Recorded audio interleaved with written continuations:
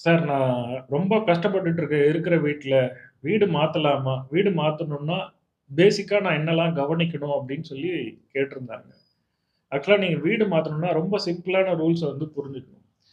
ஒரு மாதமும் சூரியன் வந்து தமிழ் மாதத்துல ஒரு ராசியா பயணம் பண்ணிக்கிட்டே வருவாரு. உங்களுடைய ஜாதகத்துல ராகு, கேது மேல சூரியன் போகக்கூடாது.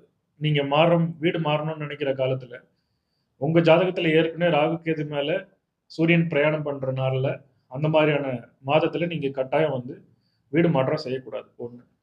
இன்னொன்னு உங்களுடைய சூரியன் மேல ராகு, கேது பிரயாணம் பண்ணக்கூடாது. இது 2த்தையும் ஞாபகம் வச்சுக்கணும். இன்னும் ரொம்ப சூப்பரா இருக்கணும், அபரிமிதமா நான் எல்லாத்தையும் மாத்திக்கணும் அப்படின்னு நெனச்சீங்கன்னா, குருவோட பார்வை உங்க ஜாதகத்துல சூரியன் மேல விழற காலத்துல நீங்க போகும்போது, ரொம்ப அபரிமிதமா இருக்கும். ஒரு வீடு மாற்றம்னு சொல்லக்கூடியது உங்கள மொத்தமா சுத்தப்படுத்துறது, உங்களுடைய எல்லா விஷயத்தையும் மாத்துறது. உங்களோட ஆறாவே கிளென்ஸ் பண்ற மாரி வச்சுக்கோங்களேன்.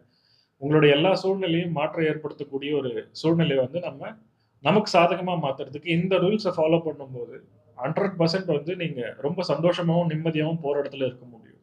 இதெல்லாம் பேசிக்கா அடிப்படையா எல்லாரும் தெரிஞ்சுக்கிட்டா, ரொம்ப சுலபமா நீங்க வந்து உங்களுடைய வாழ்க்கைய நல்ல விதமா மாத்திக்க முடியும்.